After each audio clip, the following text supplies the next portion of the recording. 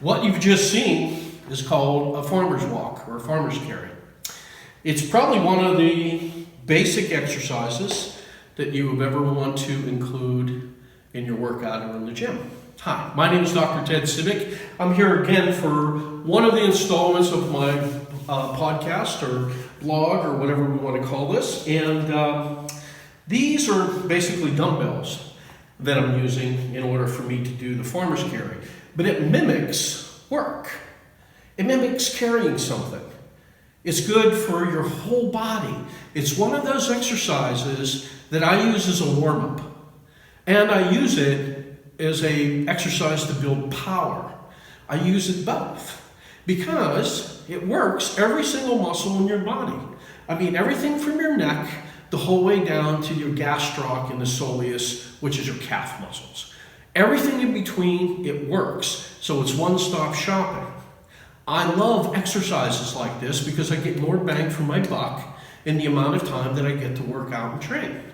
And so when you incorporate multiple muscle groups in various ranges of motion and planes, in other words, as I'm walking and carrying something heavy, I'm moving and stabilizing as well as walking. This is very important because this mimics life. This mimics you carrying groceries. This mimics you picking up anything from the store, placing it in your trunk, having to move things through your house, move it from one corner to another, move from the garage to the house to the garage.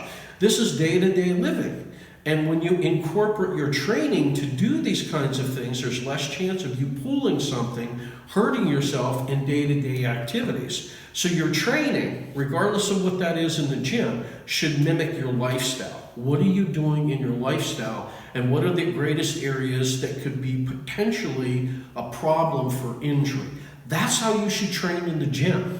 You should train for life. You should train for how and what you're going to do. If you have a boat and you are constantly stepping from the dock onto the boat, then you need to practice your stretching and make sure that your hamstrings and all of that is opened up. If in fact you have a garden, then in fact you have to keep your flexibility and your ability to haul mulch and soil and be able to bend over and hoe and do things like that. You should be doing exercises at the gym to substantiate that.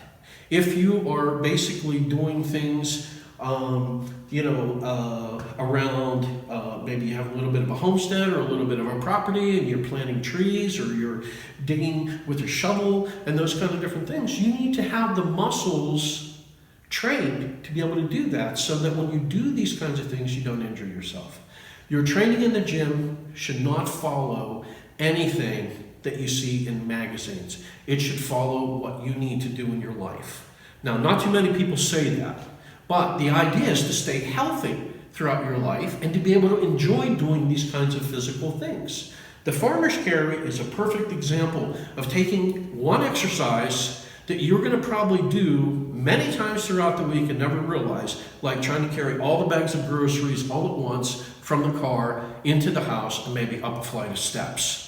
So you could take this and you can go up steps, you can go up inclines, I practice going up my driveway, which is excellent cardiovascular work because that's also part of it. You have to have strength, but you also have to have muscle endurance. And you have to train those two things. They are two different separate things working two different kinds of muscle fibers.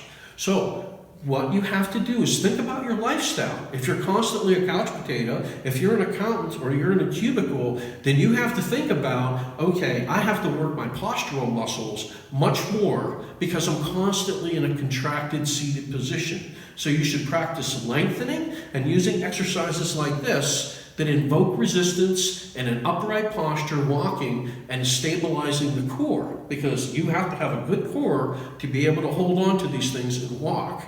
So, my point of this blog or video is for you to think about between now and the next time that you hear me, what do you do in your life that you have to train for? How are you going to train as you get older so you don't get injured and you don't end up having to have downtime or worse, surgeries? Think about that and build your exercise routine around that particular kind of program. And I can be talking about different exercises throughout the blog to help you. So stay tuned, tune in frequently and often. I'm going to be talking much more about how to stay healthy as you get older. Thank you.